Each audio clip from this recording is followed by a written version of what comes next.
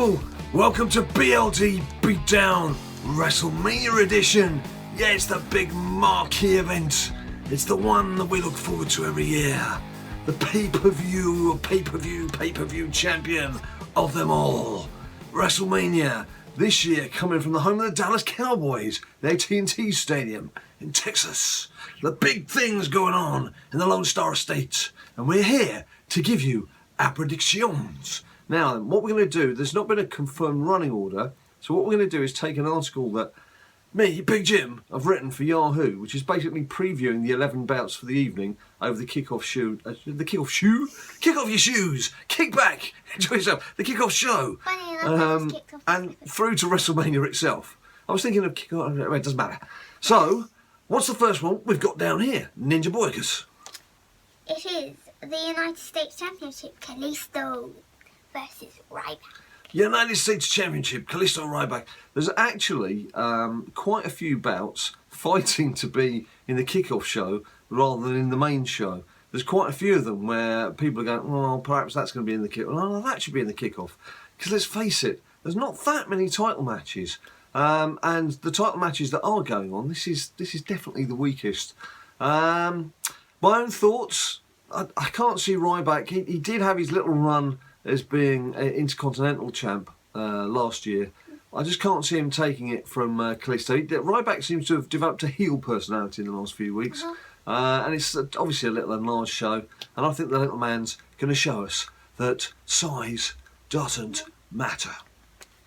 I think, because rewind just to before Survivor Series in 2015. Yeah.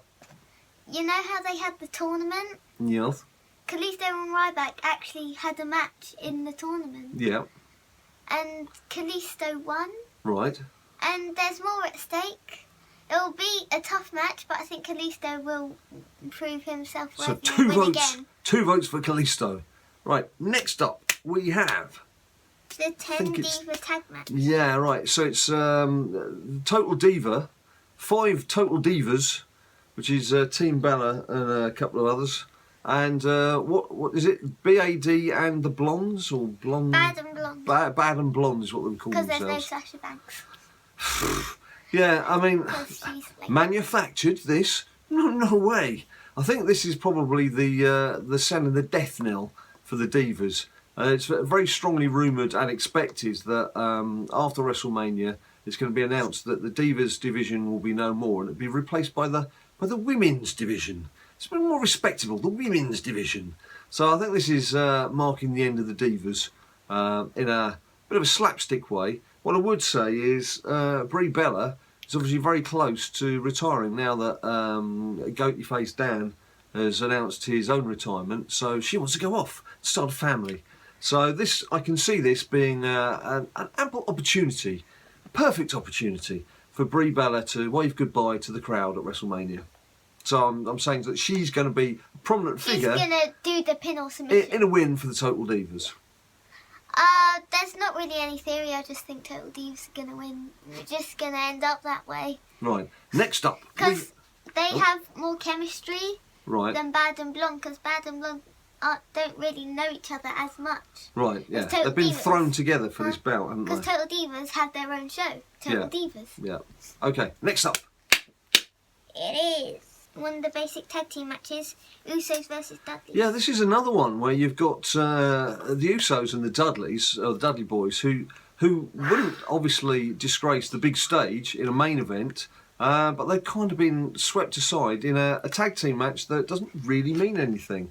I suppose you could see it as who's the best to fight the New Day for their title eventually. But their own rivalry is not really. It's just sort of fizzled along. It's not been a big thing, has it? So again, it'll be entertaining. They're both competent enough, but I just don't really see that there's much at stake here. I think originally I was thinking the Dudley boys, but I think I changed my mind. I went with the Usos in the end. What have I said there? I can't remember. Usos to prove their hunger for a title. That's right. I said the Usos to prove their hunger for a title. I changed my mind on that one because that, as I say, it's a bit of a. For me, it's a bit of a meaningless bout. Ninja Boy, anything you'd like to add? It's just, for me, it's just like Usos. Usos all the way. I can only just like that. I can just like read the storylines. Yeah. Into the future a tiny bit. Yeah. And the only thing I see is the Usos just winning. Right. Nothing else. That's it. Okay. Right, well, I think that brings us on to the 4-on-3 tag team match, doesn't it? So, again, as I mentioned, the tag team title is now not up for grabs. So you've got the New Day with their booty-os. Booty! And Trombone coming out to play against the four-man League of Nations. And if there was something at stake, I'd perhaps think this would be another walkover for the Usos, who are very entertaining. Don't get me wrong. I was one of their the New Day. I was one of their biggest critics at the start. I was like, well, what on earth have they come together for? And the first couple of months, I thought, well, this is going nowhere. But they've won us round with their sort of self-fun poking and all the little gimmicks they've come up with, and they play it well. They work well together. They're great light entertainment, and why can't Francesca too be the fourth member of New Day? I don't know. I don't know. They could use it as a weapon. Incorporated. Yeah, she could have been very punch. Good. It would be like boop, boop.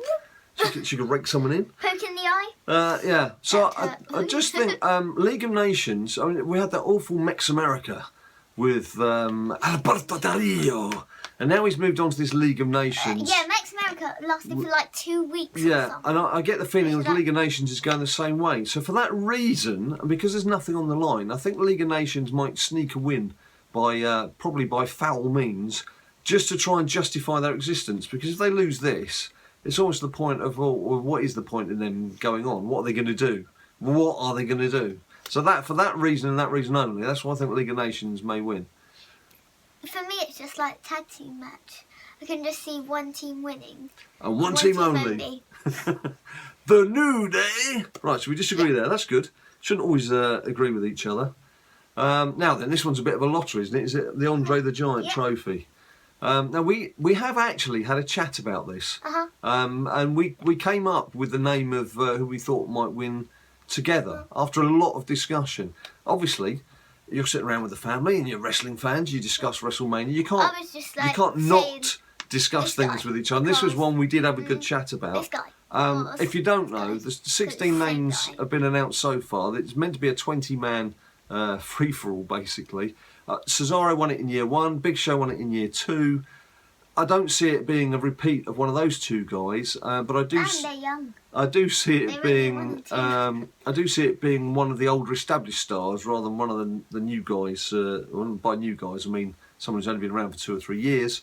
So we came up with Kane. It'd be a nice reward for Kane. He's been forced to wear a suit for a couple of years, and he's not been comfortable like that. And also, it's like, alright, it's your brother's 25th anniversary. You get to team with him. And then he goes away for a while and you do nothing. You just like drop down 25 million steps. Yeah, so I could see Kane being given something. Yeah. It would. It'd be nice for Kane. Yeah, it would be a nice touch. It would be a nice touch. Right, what have we got up next? Styles and Jericho. Right, I think this is fairly Very straightforward as well. I mean, Chris Jericho is not afraid to lose at WrestleMania to an up-and-coming star. AJ Styles is the popular new face. Well, but I think he's 38 years old, but he's not new to wrestling fans, but he's obviously new to the WWE arena. That has been long-awaited arrival in the WWE arena, and what better way to underline that arrival than to win your first Mania against a veteran entertainer like Chris Jericho. So I'm going for AJ Styles. Y2J. And no, I'm going AJ you doing the Styles same? as well. Right, okay. What have we got next? Intercontinental Championship ladder match for this belt. Right, okay, yeah, that's not quite a free-for-all. Kevin Owens is obviously not afraid of a scrap. He likes a good scrap, and he's not afraid to get stuck in. And he's got a few people going to be chasing after him in the ring, but I think there's possibly only 2 serious contenders. And for me, that's Sami Zayn, who's obviously his rival from NXT. Now, it could be argued that those wrestling fans who don't follow NXT won't really know that there was a big history between Sami Zayn and Kevin Owens. So that might be something Yeah. that they need to build up in the WWE continue. arena. So this could be the start of that. So Sami Zayn may play a big part, but not win. I personally would like to actually see Sami Zayn win and it be part of a big rivalry between the two. But there's also someone I do feel sorry for is Dolph Ziggler, who I think has been drastically underused in 2015. So you don't want to do well on the Survivor Series. No, she did fantastically well in Survivor Series, and since then has had all these ridiculous spats going on. I mean, the Rusev stuff just went on for months. And also, just for it was like he just swapped titles every single night with Miz. For the Intercontinental Championship. It was like, Dolph wins, Miz wins, Dolph wins, Miz wins. Yeah. So if it's not going to be Kevin Owens, I would see it as being Sami Zayn or Ziggler. I would love it to be Ziggler, but I think it's going to be Kevin Owens retaining. And as I say, sort of just building up this plot line that he and Sami Zayn have got a rivalry that has stretched back a while and is going to stretch forward into the WWE year. I actually think Kevin Owens' time has come. Oh, bold prediction from Ninja Boy. So who do you see winning? I just feel like Dolph Ziggler deserves it. Yeah. I think it's going to be Dolph Ziggler. No, nice. Well, I wouldn't be displeased to see that happen. And then it's going to be like a scrap between Zayn and Owens just fighting, having non-stop matches, and then the winner of the rivalry faces Ziggler. Yeah, it's after not a bad Ziggler shout. finishes his rivalry with someone else. It's not a bad shout. As long as that's not Miz, yeah. Yeah, not Miz again. Right, so I think that now brings us on, does it not, to the triple threat match for the Divas title? It does. Right, now, just think back to last July, an episode of Raw, when Charlotte, Becky Lynch and Sasha Banks arrived to pep up what was a pretty sagging Divas division, and haven't they made such a difference? I mean, a breath of fresh air doesn't even begin to sum up the difference that they've made. They're all good wrestlers in their own particular ways. They're very good personalities. Submissions as well. Yeah, They've very got good their- personalities. I mean, I sometimes struggle to hear what Becky's saying, but I'm a you know, all three of them together have been wonderful for the Divas division. I'm sure that the way that they've handled themselves has been instrumental in the WWE thinking that perhaps they just need to give a bit more of a serious note to the women's division and call it the women's division. So actually, this could make this match quite a historic match, because if they are thinking of scrapping the Divas belt after this and having it as the women's championship, perhaps what better way to herald a new championship than with a new champion? I think Charlotte's had a good reign with Ricky Flair, whooping on the ringside. But exactly, you've used the expression already. Her time, I believe, has come, and I think it's a chance for crowd favourite Sasha to step in. And Sasha Banks, as of Monday Night Raw, perhaps, will be declared the first women's champion of the women's division, and she will then be allowed to take on the new belt into its first few fights. Well, funnily enough, I'm going with Sasha Banks too. Oh yeah? Mhm. Not for all the reasons I've just said, but you just fancy Sasha Banks for winning. Yeah. Right, fair I enough. think she's going to Okay, is it Hell in a Cell next? win. Yeah.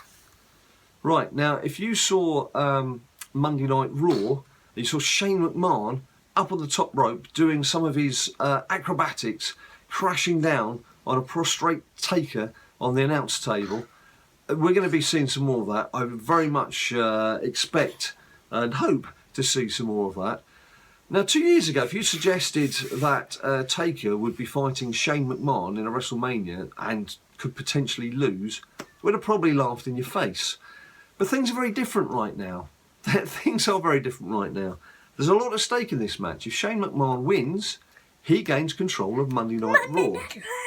If Taker loses, it's been declared that he'll never fight at Mania again. That'll be his last fight. Now, I can see a scenario where Shane McMahon would win, take control of Raw, and they'll make some excuse to bring Taker back. Yay! That I can see happening.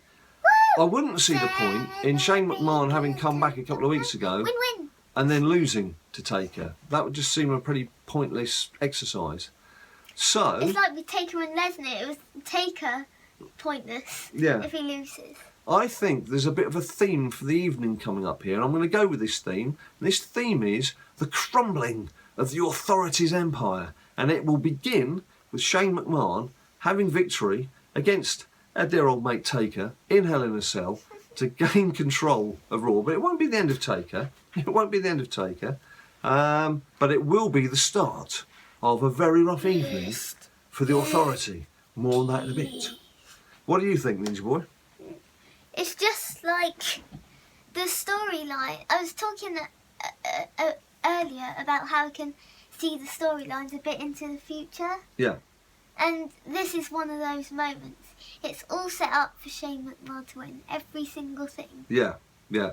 And we're like, expecting storyline here, the left storyline, right storyline, and middle storyline has Shane McMahon written all over it. And we're expecting a SmackDown v Raw bout to come up within the next couple of months as well. So that would make perfect sense to have Shane McMahon in charge of Raw and the crumbling authority trying to keep a grip. Holding on to the SmackDown Keep a grip side. to what they've got. Yeah, SmackDown. Shane stands on the Raw side and the authority hang on to the SmackDown side. Now there won't be Like much standing around in the next bout. There'll be an awful lot of additional furniture, I should imagine, which is the no-holds-barred street fight between Brock Lesnar and the Lunatic Fringe, Dean Ambrose. We've had a bit of a chat about this one because ordinarily you would think that Dean Ambrose is a crowd favourite, win or lose, and you could see him putting up a good fight against Brock Lesnar in most scenarios. But Lesnar, his strength and his power, I mean, it's colossus. That would just come through and win him the fight in the end. But this is one of these no DQ situations, and Lesnar, he's got a bit of a track record for not coming good when people don't abide by the rules. And let's face it, if you've seen Dean Ambrose collecting things like chainsaws and whatever else in the last couple of weeks, there's not going to be many rules obeyed in this one. So it could be Dean Ambrose actually deserves a bit of glory. He deserves his spot in the sun. And I think this could be his time. There will be repercussions, of course. Lesnar's not going to take it lightly. The repercussions could even begin in the evening. But assuming there's no outside interventions, then something coming to mess up the story, like the arrival of the Wyatts or something like that, I think I'm tipping Dean to actually come good here. What do you think? Yeah, because the track record of Brock, I believe it was one of the Extreme Rules is either 2013 or 2014. Mm-hmm. He faced John Cena in an ODQ match. Cena won. Yeah. WrestleMania 29. Yeah. It's Brock Lesnar versus Triple H. Yeah. Triple H won. Good knowledge. And both of those matches, Brock was hit with a finisher It's a walking encyclopedia. onto the steel steps, and Dean Ambrose on Raw took the steel steps and put them in his wagon. Right. So You think the steps could play a part? Dean's been watching WWE Network, definitely. Right. That brings us on to the main. So you're saying Dean as well? Yeah. That brings us on to the main event. Triple H against Roman Reigns. This is 9-time World Heavyweight Champion Triple H, if you want to look at the records. Or 14-time World Heavyweight Champion if you want to chuck in his other belts, depending on what sort of marketing you're doing. Against the champion-elect, the man who we expected was going to be champion at last year's WrestleMania, but after a bit of a lukewarm reception in the WWE Universe, they sort of re-justified the fact he was going to be fighting for the title in the first place, and then let Seth Rollins come running in to the arena with his Money in the Bank briefcase to cash in and grab the title. We all have known for a long time that they're building up to making Roman Reigns. Roman Reigns hates Money in the Bank. Yeah. Because, again, Survivor Series. Yeah, that's true. That's true. Money in the Bank cashed in. He wins 5 minutes 15 seconds. 5 minute 15 second champion. Yeah. Then he regained the title for a month between December and January. Royal Rumble. Finally, this will be Roman Reigns winning the title and having an extended run as the champion. Having about a 6-month reign. One, because that's what WWE have wanted all the way along. They've just gone a long way about doing it because we created such a fuss as fans when they were first mooting it. But secondly, It's taken a year. secondly, it fits in with the theme of the evening, which is the Authority's crumbling empire. Shane McMahon has grabbed control of Raw. Triple H loses his title. Steph and Triple H, they're in disarray. They don't know what to do. The crowd's baying for blood. Everyone's cheering. Everyone's at home, happy, drinking, enjoying the evening. The Authority, there'll be no more. What's going to happen? So it's a lot more exciting than just letting things trickle on what could be a fairly mundane WrestleMania if they don't make a few things happen. Vince McMahon will be like, my son-in-law's lost. My son has won and has beaten my force that I put in front of him. So what do you think's going to happen then? Do you think Vince is going to side with Shane again, or do you think he's going to stay with Steph? Vince is going to try and be like, Shane, I was joking about all that stuff I said about you being my greatest failure. You are now my greatest success. You are the best. So fickle, these WWE owners.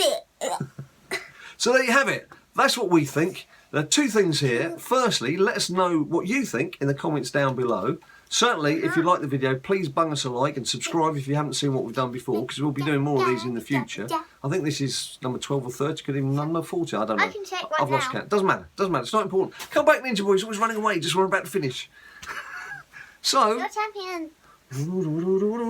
What champion am I? I'm the 17-time World Heavyweight Champion by my own declaration. Why? And also, who cares? They don't care.